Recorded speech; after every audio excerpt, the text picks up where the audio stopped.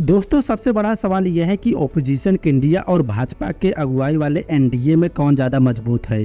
Booth से लेकर सांसद तक कौन कितना भारी पड़ेगा। 18 जुलाई 2023 का दिन देश के सियासी के लिए काफ़ी अहम था। एक तरफ बेंगलुरु में विपक्ष के 26 दलों ने बैठक की तो दूसरी ओर भाजपा की अगुवाई में 38 दल एनडीए के बैठक में शामिल हुए। विपक्ष ने अपने गठबंधन का नाम इंडिया रखा। इसका पूरा नाम Indian national development inclusive alliance है। बैठक के बाद दोनों गठबंधन ने अपने अपने जीत के दावे किए। खैर, इन सब के बीच सबसे बड़ा सवाल यह है कि विपक्ष के इंडिया और भाजपा के अगुवाई वाले एनडीए में कौन ज़्यादा मजबूत है। बूथ से लेकर सांसद तक कौन कितना भारी पड़ेगा। दिल्ली में एनडीए के खेमे में 38 राजनीतिक दलों ने एक साथ मिलकर प्रधानमंत्री नरेंद्र मोदी के नेतृत्व में चुनाव लड़ने का फैसला लिया। इस दौरान पीएम मोदी ने अपने संबोधन में विपक्ष एकता पर जमकर हमला बोला। दोस्तों, लोकसभा और राज्यसभा में कौन कितना ताकतवर है। संसद में इंडिया कितनी ताकत है।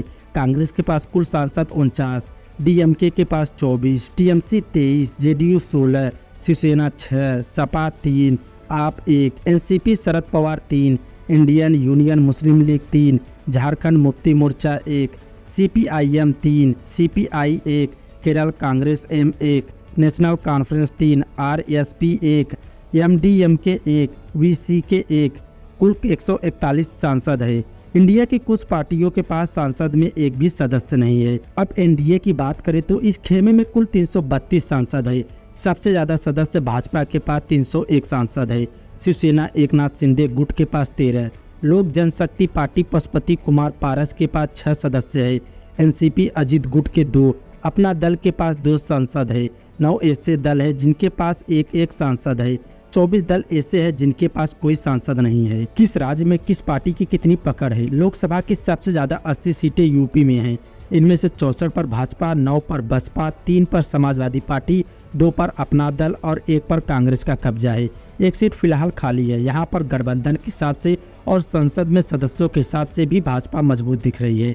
भाजपा ने यूपी के कई अलग अलग जाति और क्षेत्रीय पार्टियों को अपने साथ जोड़ा है। इसके विपरीत विपक्ष यहाँ बिखरा हुआ है। समाजवादी पार्टी, आरएलडी और कांग्रेस का यहाँ गठबंधन है। विपक्ष से ही भाजपा, आईएम अलग चुनाव लड़ेंगे। इस तरह अभी की स्थिति में भाजपा यहाँ पर पलड़ा भारी लग रहा है। यूपी के बाद महाराष्ट्र में सबसे ज़्यादा 48 सीटें हैं। पिछली बार भाजपा और शिवसेना ने मिलकर चुनाव लड़ा था। तब भाजपा के 23 और शिवसेना के 18 सांसद चुने गए थे। यूपीए गठबंधन का हिस्सा रही एनसीपी के 4, कांग्रेस का 1 उम्मीदवार चुना गया था। एआईएम का भी 1 सांसद चुना गया था। अभी यहाँ एनसीपी और शिवसेना दोनों ही फूट पड़ चुकी है। दोनों के ही 2 गुट बन चुके हैं। एक गुट एनडीए, दूसरा इंडिया के गठबंधन में है। अभी की स्थिति में महाराष्ट्र के अंदर एनडीए का गठबंधन मजबूत माना जा सकता है। पश्चिम बंगाल में सबसे ज्यादा 42 सीटें हैं। 2019 में 22 सीटों पर तृणमूल कांग्रेस और 18 पर बीजेपी की जीत हुई थी। बंगाल में 4 बड़े दल है। इनमें से टीएमसी, भाजपा, कांग्रेस और सीपीएम है। अभी बंगाल में 3 दल एक साथ आ गए। इनमें टीएमसी, कांग्रेस और सीपीएम है। इनके आने से विपक्ष मजबूत तो हुआ है, लेकिन अभी सीट बंटवारे को लेकर जरूर तीनों के बीच विवाद हो सकता है। इसके अलग भाजपा अकेले चुनाव लड़ रही है, जिसका फायदा उसे मिल सकता है। बिहार में लोकसभा की 40 सीटें हैं। पिछली बार इनमें से 39 सीटों पर एनडीए उम्मीदवारों को जीत मिली थी। जेडीयू भी तब एनडीए का हिस्सा थे। 17 सीटों पर अभी भाजपा का कब्जा है। जेडीयू को 16 उम्मीदवार चुनाव जीतने में कामयाब हो गए थे। 6 सीट भी लोजपा का और 1 कांग्रेस की जीत मिली थी।